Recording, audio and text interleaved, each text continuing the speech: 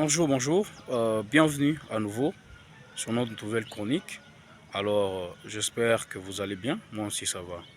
Voilà, nous sommes là encore avec une nouvelle thématique qui parle tout simplement de la concurrence. Voilà, comment faire face à la concurrence dans ton secteur d'activité. Parce que tu comprendras avec moi que tu n'es pas le seul à faire ce que tu es en train de faire. Si tu es médecin, il y a plusieurs qui sont médecins. Si tu es avocat, il y a plusieurs qui sont avocats. Si qui que tu sois, dans quel domaine que tu puisses exercer, il y a toujours d'autres personnes qui font la même chose.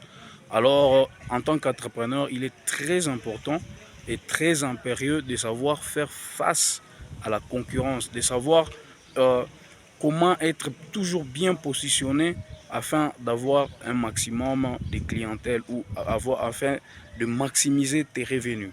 Voilà, sans plus tarder, la première des choses sur la concurrence, c'est tout simplement l'information. Tu dois apprendre à t'informer, tu dois apprendre à être informé.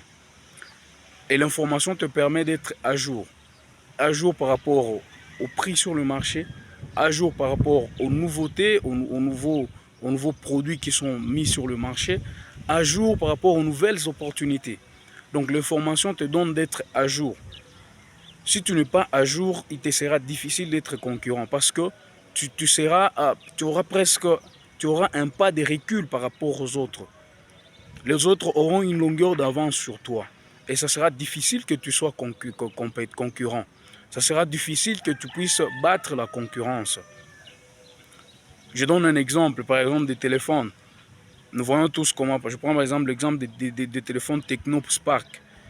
Nous avons quitté des Spark 3, 4, 5, 6. Aujourd'hui, nous sommes à Spark 10. Tu vois, tu peux être là dans ton magasin, toi tu n'as que des téléphones Spark 3, alors que ton voisin a déjà Spark 10. Donc tu dois apprendre à t'informer, à être informé. La deuxième des choses, sans plus tarder, c'est tout simplement la formation. Oui, tu peux pas. L'un des grands échecs, l'une des grandes causes plutôt d'échec de plusieurs qui se lancent, c'est le manque de formation. Tu dois savoir comment ton secteur d'activité fonctionne. Tu dois savoir par où entrer. Tu dois savoir où trouver la matière première. Tu dois savoir où trouver les choses à un bon prix. Tu dois savoir comment ça marche, comment ça fonctionne dans ton secteur. Alors, tu dois te former pour cela. Tu ne dois pas, l'une des grosses erreurs, c'est entreprendre dans une chose qu'on ne maîtrise pas. Entreprendre dans une chose dont on n'a pas la maîtrise, dont on ne sait pas maîtriser. Et la dernière des choses, c'est apprendre à s'associer. Newton a dit que lorsque deux forces sont jointes, leur efficacité devient double. Comment tu veux faire face à une entreprise, par exemple, qui a 50 actionnaires, 50 associés? Toi qui es seul, tu veux faire face, par exemple, à un certain magasin qui a, par exemple, 100 personnes derrière. Et c'est l'une de grandes causes de notre échec, nous les Noirs, parce que nous aimons beaucoup plus travailler seuls. Et nous nous glorifions de cela. Quand j'ai par exemple une boutique sous mes fonds propres, cela fait un sujet de joie pour moi. Je me tape même la poitrine. Et pourtant, il faudrait regretter.